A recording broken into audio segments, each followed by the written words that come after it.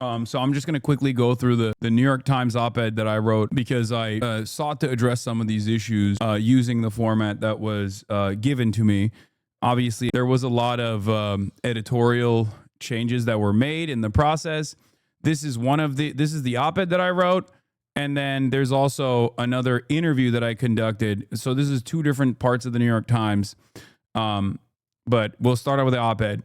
Op-ed title, I was supposed to debate Charlie Kirk. Here's what I would have said. Mr. Piker hosts a streaming show on the Twitch platform covering politics and pop culture. Okay. In less than 2 weeks, I was supposed to debate Charlie Kirk. The event was scheduled for September 25th at Dartmouth College, and it was meant to be a wide-ranging conversation about American politics focused on the views of young voters. But on Wednesday, tragedy intervened. The entire country now knows the story. Mr. Kirk was fatally shot while speaking at a university campus in Utah. Late Thursday night, an arrest was made in the case. I found out that Mr. Kirk had been killed while I was live streaming to my audience on Twitch, as I do nearly every day. While I am exposed to daily images of incredible horror, particularly those of atrocities taking place in Gaza, I was still shocked by the images from Utah. What shocked me was not merely the graphic nature of what took place. It was the horror of seeing someone whom I know, not a friend or an ally, but a human being I know personally and have debated before, fall victim to what clearly seems to be a rising tide of political violence. Even before knowing exactly why Mr. Kirk was killed, I think there are some disturbing and necessary insights that can be drawn from his horrible death, ideas that affect the way many of my viewers and many of the people who followed Mr. Kirk would see the world. The first of these insights is hardly new. The United States has both very loose gun laws and more violent gun deaths per capita than any other developed nation in the world. And while shootings occur most anywhere, campuses can be especially deadly. As news broke that Mr. Kirk was shot at Utah Valley University, there was a near simultaneous tragedy at a high school in small town Colorado, where a 16-year-old shot two fellow students. There have been 47 school shootings this year. Charlie Kirk's was the 46th. And the Colorado shooting was the 47th. Though it may ultimately prove correct to classify Mr. Kirk's death as a tectonic political murder, the shooting was not itself uncommon or extraordinary. The victim was. The second idea is more general and is connected to perhaps why these kinds of killings happen in the first place. Violence almost never originates in a vacuum, and the killing of a high-profile political content creator, regardless of why it happened, speaks to a breakdown in our social order. Mr. Kirk was fond of talking about the ways that urban life has decayed in America, particularly in places like his native Chicago area. In fact, his last words included answering a question about the frequency of mass shootings with a question of his own about whether gang violence counted in that discussion. Any answer about civic decline in America also has to include a discussion about the failure of our political and economic establishment to reconcile with social challenges that have touched every place and aspect of American life. Too many examples of the deadly gun violence we see today are, it seems to me, indicative of this decline. The social challenges include rising rents and homelessness, the destruction caused by climate change, titanic levels of inequality, and too many others to name here. Our capitalist way of life, always accumulating, never evening out, leaves more and more people to deal with these problems on their own. This produces feelings of isolation and resentment as material conditions worsen. And considering that our society is swamped by, and yet somehow stitched together by, a 24/7 news cycle that too often feeds this resentment, it is little wonder that a country of stressed out gun owners would have so many grim, needless gun deaths. This connects to my final idea. Americans inhabit a culture of violence to which we have become habitually desensitized. There is a connection between our culture of violence and American foreign policy. Over time, our culture of violence has targeted people around the world, anywhere from Cuba to Iraq, people who serve as literal targets for American weapons and bombs, absorbing what I think of as Americans' excess capacity for violence. For years now, American politics has taken on an increasingly punitive flavor. During the George W. Bush era, Arabs and Muslims were, and remain, singled out for suspicion. Their civil rights were routinely violated as we embarked on fresh wars against Arab and Muslim countries, and we regarded lives in those countries as less precious than our own. I call it the process of collateralization, where we look to the children in Gaza, for example, and we just even if we are naysayers, even if we actually find Israel's actions to be abhorrent, deep down inside of our consciousness, we still see that as like unfortunate byproducts of a necessary way in which the world exists, right? Collateral damage. We almost turn it into a natural disaster. He reads this article every time I tune in, Lamau. I wrote this article recently, and this is the first time I'm reading it. But I have repeated a lot of these things, so yes. So you have heard me say these things before. That's just usually how it goes. It's just me putting pen to paper, you know?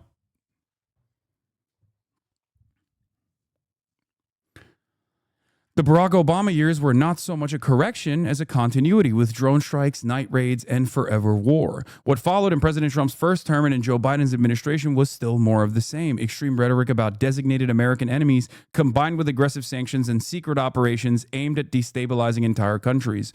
A foreign policy organized around punishing and killing our supposedly sworn enemies, diplomacy be damned, conveys the terrible message that we can only kill and maim our way to achieving the world we want to live in.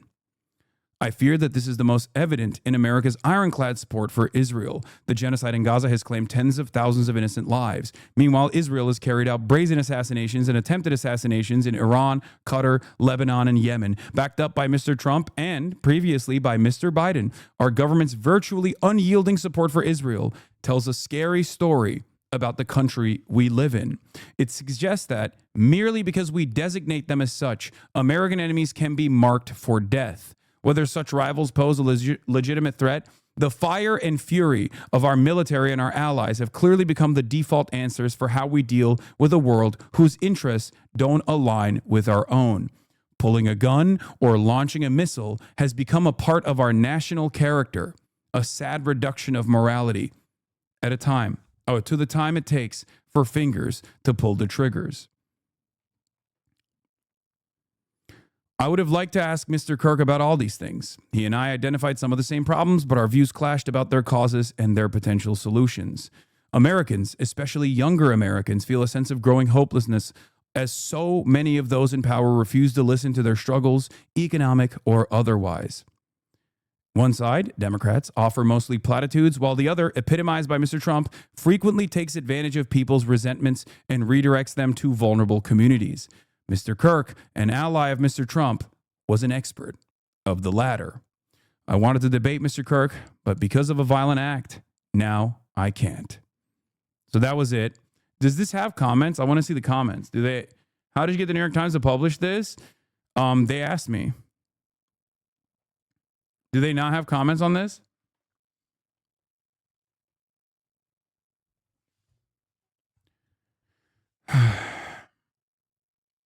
Don't think guest essays have comments? Oh, okay. So, they asked me and I wanted to, they changed some stuff around structurally. And if you think that the tone it takes is a little bit drier than the way I would have spoken on these issues, that is because, yes, there is an editorial tone that they keep.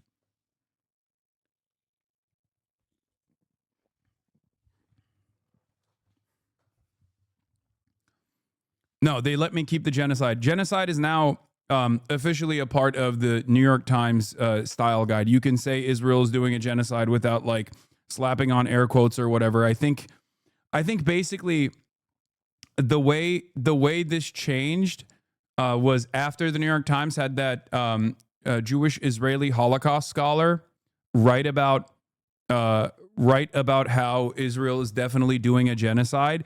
In the aftermath of that, I think they were like, it's done. Like, you can now say it openly. Yeah, they hyperlinked the word, like, to show. Look, they hyperlinked it to send it to, yeah, I'm a genocide scholar. I know it when I see it. To Omar Bartov.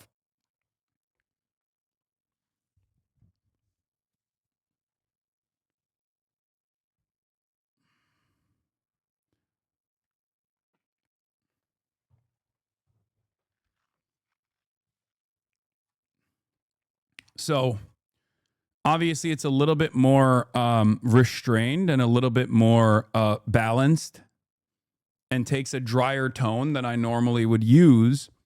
But But that is because like when you write a guest essay, even when you write a guest essay for the New York Times, like they still obviously have their own editors go through it.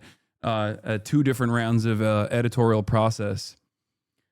And then this is an interview that I did with Joe Bernstein of the New York Times as well, where I kind of like went through the same process as well. But I'm not going to go into that right now. The reason why I brought up the guest op-ed that I wrote for the New York Times is because like it's all of it basically is the easiest to understand summarization of how I connect like America's unlimited violence overseas back to unlimited violence in the domestic, and how we have become increasingly more desensitized to violence. And that's the reason why we are reacting the way that we are to all of these instances. Because people, I think, mostly don't understand. I don't think people understand, like boomers especially are like, what the fuck? Why are people celebrating death? And it's like, this is part of the reason, because so many people, regardless of their political background, are experiencing the same economic pressures, and they're also seeing unlimited violence born out of our actions as a consequence of foreign policy, but also our actions in domestic policy. And then they're going, okay, well, the value of life is worth nothing, I guess.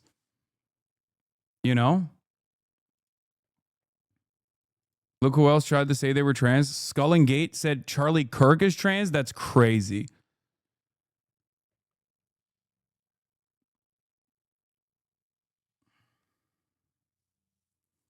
On the back of this, I kept journalists and reporters having to explain how this works, how media works, the drama perverts. My guess is these outlets reached out to him. I doubt Hasan is farming them. Bro is farming hard.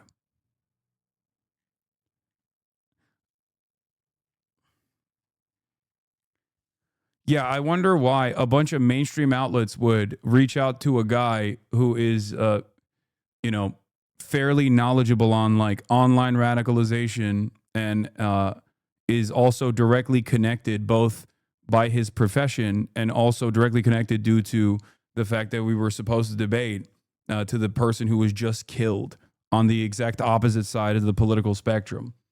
No, it must be that I'm paying for it. These guys are their brains are underdeveloped, I think. They're just like, it didn't cook enough.